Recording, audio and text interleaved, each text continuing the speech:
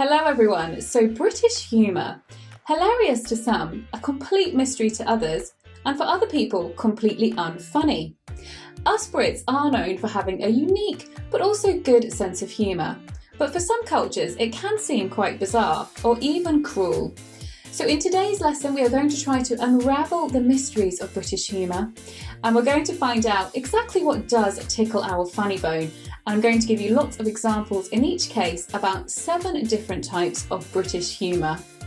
These will hopefully help you to understand British comedies or also even just normal TV shows.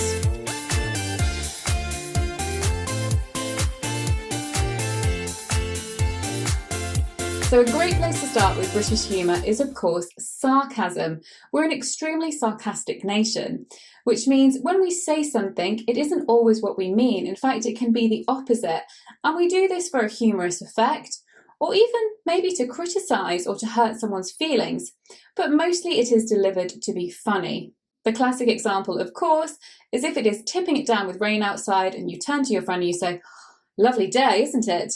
Another example of sarcasm that really made me laugh recently was I went to a conference, and at the beginning of one of the presentations, everything seemed very disorganised. They were late, the speaker was late, then the audio wasn't working, lots of things were just going wrong. And the person who was sitting next to me turned to me and said, "Oh, well, it's good to see that they're organised. Worth every penny, isn't it?" This just really made me laugh because obviously it was the complete opposite of that. So sarcasm can be very amusing when it's done with the right tone of voice. It's all in the delivery. If sarcasm is particularly mean, it can be described as cutting. So cutting humour is where it's probably a bit too near the bone, we would say, meaning it's a bit too close to hurting their feelings. It's almost like you're cutting them. So we can say, "Oh, that was a bit cutting," if it does seem a little bit too mean. Now, great examples of TV shows where you can see sarcasm are Blackadder. That's a fantastic show. Absolutely love that show. Or also The IT Crowd, The Office, the British version, of course. And also you could look at the comedian Jack Dee. He's extremely sarcastic. So I'll put links to some of those in the description box below. Just thinking, my God, I die in 12 hours. What I really need now is a hug from a complete prat. It's fault for not waking you, and all the time it was my fault. Oh, it's so obvious now. I've seen the light. Well, I must be punished then, mustn't I? You're a naughty boy. Number 2 is very similar. This one is irony. And there are 2 types of irony that we can talk about. There is verbal irony and then situational irony. Probably a lot of you will be familiar with situational irony. Certainly if you've heard the Alanis Morissette song, "Isn't It Ironic?" It's basically where something happens and it's almost like events have conspired against you. Life has somehow played a trick on you. We can also call this Murphy's Law. So for example, if it rains on your wedding day, if you've had the most beautiful summer, and then on your wedding day it rains, this would be very ironic. And sometimes this can be funny, it can be amusing. You can laugh about it because it's just like, how bizarre that this would happen. Even negative events can be funny if there is irony involved. So for example, imagine you have a heart surgeon and he dies. You found out he's died and somebody says to you, "Oh, well, what did he die of?" And you say, "Well, a heart attack." You might start to laugh because it's ironic. Verbal irony actually seems a lot like sarcasm. Again, it's sort of turning something on its head so we see the opposite or we can see the funny side of something. I'm going to give you an example of this, guys. Imagine 2 people have gone for a bike ride and one realises that there's a puncture in one of the tyres. So they stop and leave the bikes near a lake and they go and have some food. But then when they come back, they realise that one of the bikes has gone into the lake and it's the bike with the puncture. Obviously the person will be saying, "Oh my goodness, my bike, my bike." But the other person could turn to them and say, "Oh well, at least you don't have to worry about that puncture now." The next one is deadpan humour. Deadpan humour. And it's called deadpan because we need to have a straight face to make this kind of joke. So our face almost needs to be expressionless, so dead in a way. And basically it's where we say something that isn't true, but because we have such a good straight face, the person will believe us. And it makes it all the more funny when they realise that we're joking. If you can't make this kind of straight face or this deadpan face, your joke won't succeed. Now, I have a good story to share with you about this because my boyfriend happens to be very good at deadpan humour. He's very good at tricking me and having this straight face. But this time, it wasn't me that was tricked. So I think a lot of you know that we're having a baby girl. And we went on holiday at the beginning of the pregnancy. We went off to the Caribbean to have a lovely baby moon while it's still just the two of us. And the flight attendant was asking me why I wanted decaf tea. And I said, oh, I'm pregnant. I can't have tea. And she started to get excited and say, oh, you know, what are you having? A boy or a girl? I said, we don't know. And she said, oh, well, what would you like to have? What would you like it to be? And my boyfriend chimed in and he said, well, mine. And the flight attendant's face, she was like, she didn't know what to say because she believed him because he was so good. It was so convincing the way he went, mine. I want it to be mine. And then obviously I had to say, oh, he's joking. Don't listen to him. But he was very convincing. And it was a very funny, if a bit embarrassing situation for me. There's a British TV show called Black Book, which is great for deadpan humour. And also, again, that comedian Jack D, he's very good with deadpan humour. And sometimes also Ricky Gervais. They're all good at this deadpan humour. It's a real talent if you can do this. I went to a proper showbiz party recently, and Brad Pitt was there. And they say, never meet your heroes, but I think Brad handled it really well. Next one, puns. I just love this one. Puns are so much fun and extremely British. We love a good pun. Our newspapers absolutely love having puns in their headlines. So a pun is a play on words, meaning that often a word is used because it has a double meaning. So you play on the fact that there's a double meaning, or it can be that you slightly change a word so it becomes another word, but it's still recognised as the original a little bit. So we still have that kind of double meaning.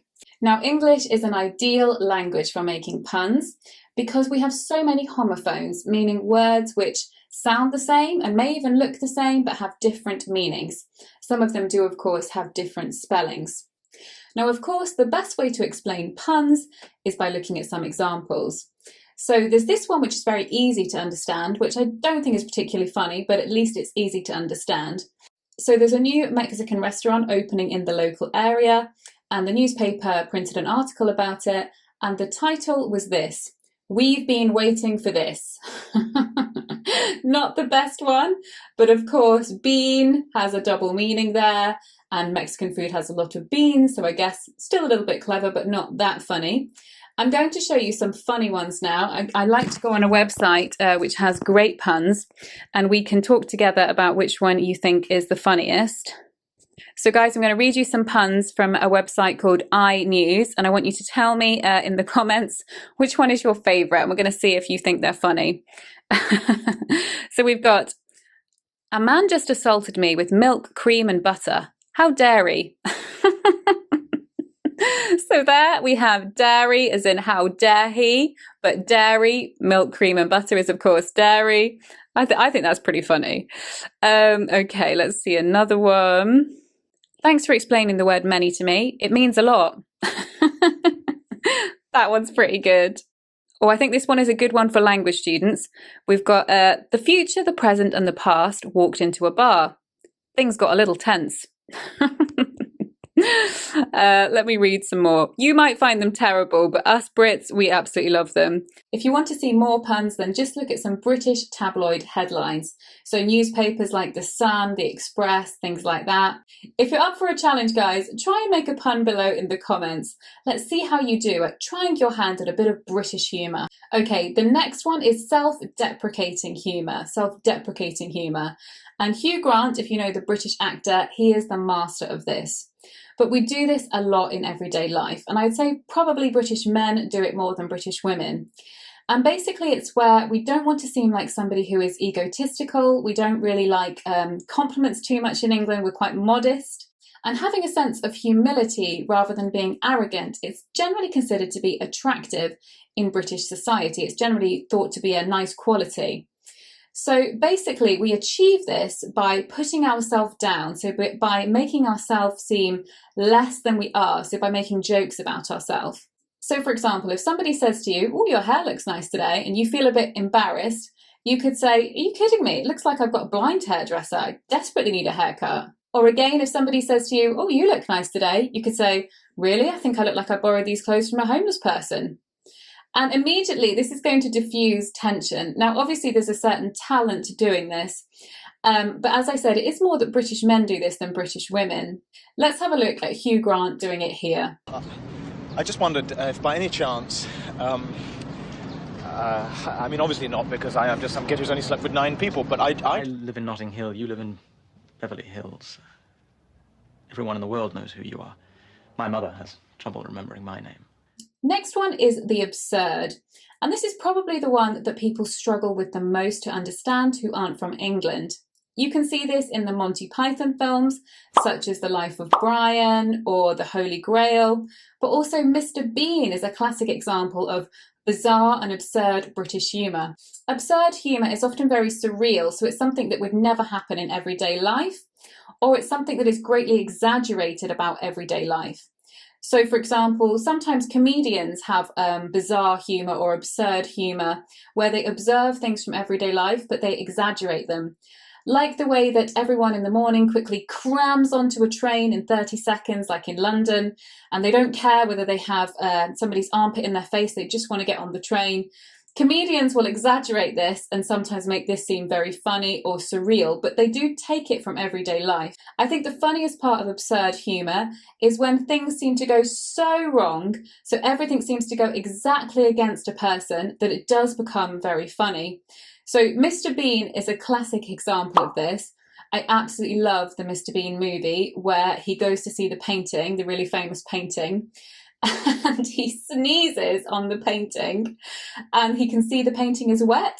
So then he starts to wipe it off, but he realizes that there's blue ink on his tissue and he ruins the painting, so he has to steal it. And oh my goodness, it is just so funny. But it's where in life we kind of make fun of those times where everything just seems to go wrong and we feel like someone is against us. Life is playing a joke on us.